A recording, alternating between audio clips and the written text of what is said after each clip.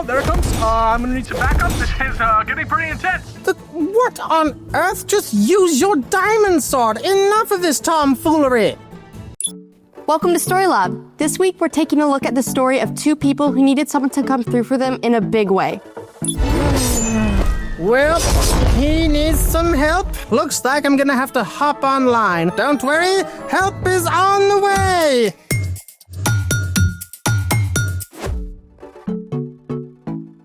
Hey, I'm Gabby. And I'm Kayla. We're talking about what it looks like to love like Jesus. And I'm wondering, what do you see in that channel? You're not even playing a game. You're just watching someone else do it. I don't know. I guess my brain needs a break sometimes. Yeah, well, we all need stuff sometimes. Like a nice sausage biscuit. Yes, we are a needy people. Technically, you're a monkey. A lab monkey. Well, yes, but that is why I know that we all need protein for breakfast to improve blood sugar control. True. Or else you'll need a nap. Sometimes you need a smiley face Band-Aid. And sometimes you just need chocolate. Oh, way ahead of you, my lady.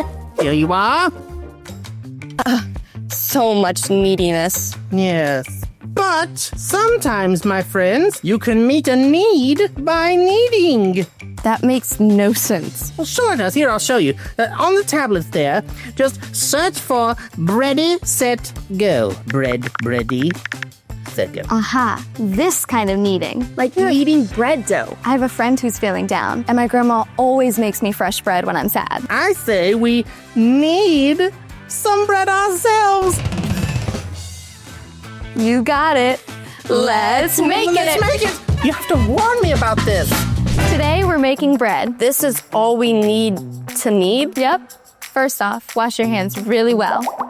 Step 1, add 4 cups of flour, a packet of instant yeast, and a half teaspoon of salt to a large bowl. Step 2, add 1 1/4 cups of warm water and mix it all up. Blech. This sticky mess is the opposite of warm, fluffy bread. Let the dough sit for 10 minutes. And on to step 3. Sprinkle some extra flour on a large board.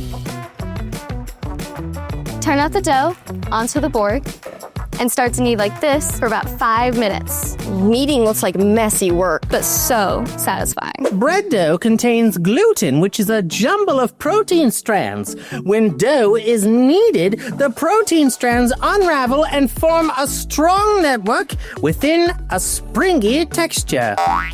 Ooh, I can see the dough changing. Wanna try? Kneading is a great way to release some frustration. Looks like you needed to knead. I see what you did there. Yes. Step 4. Once the dough is stretchy and springy, form it into a ball, place it in a bowl, and cover it with a towel. Then leave it to rise in a warm place for around 2 hours. 30 minutes to rise again, 40 minutes in the oven. I'm gonna need something to do while we wait. Speaking of which, it's time for... All right, everyone, I've made some adjustments to lexicon, and I believe he's ready to tell us a Bible story. This true story is from Mark 5:21 through 43. Lex, commence with the animation and vocal render. Of course, Edwin. Processing. People everywhere heard about the amazing things Jesus was doing. He healed people who were sick or couldn't walk, or had skin diseases.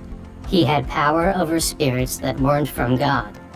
He even calmed a wild storm. So when Jesus crossed the Sea of Galilee with his friends, a huge crowd showed up to meet the boat.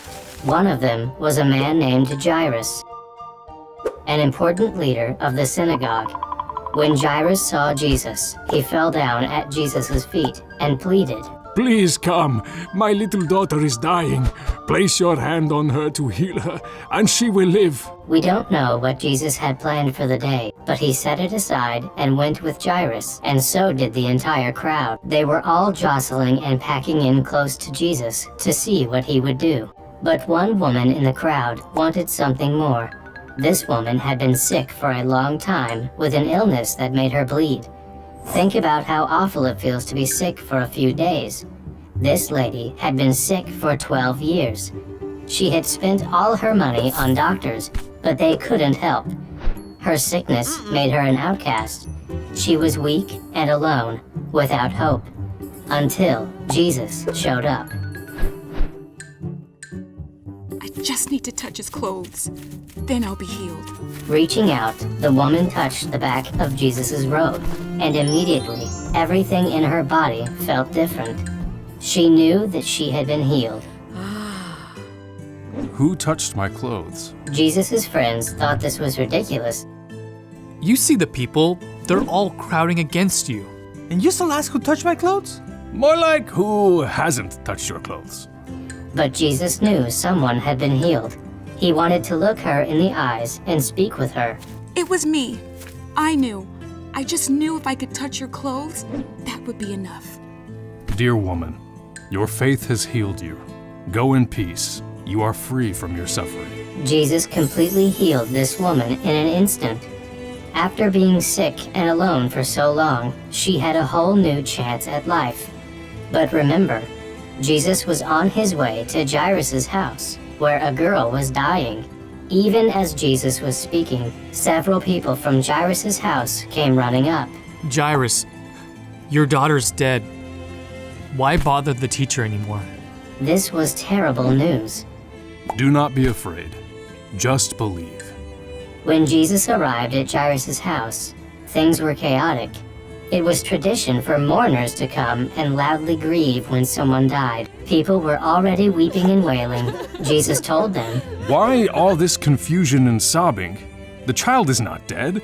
She's only sleeping. What kind of awful joke is that? Jesus sent the mourners outside. Only the girl's parents and 3 of Jesus' closest friends stayed with him as they went into the room where the 12-year-old girl lay. Jesus looked down at her and gently took her hand and said, Little girl, I say to you, get up. and she did. Right away, the girl got up and took a few steps. Everyone was amazed, speechless. Dead people do not just get up and walk. You can imagine the incredible reunion as Jairus and his wife hugged their daughter. Jesus told the group not to tell anyone what had happened. Then, before Jesus and his friends left, he told the girl's parents, Give her something to eat. the girl had not only been raised to life again, she was completely well. No matter how important Jesus' plans were, he always had time to stop and show God's love by helping someone in need. The end. So here's the thing. Jesus shows love to people in need. That means all of us. And when we've experienced the love of Jesus, then we can pass it on to others in need. With some encouraging words A helping hand. or a homemade surprise. Okay, I know you're giving one away, but I need to try some. That's why we baked too. Thanks for joining us in the Story Lab. See you next time. So delish. I need butter.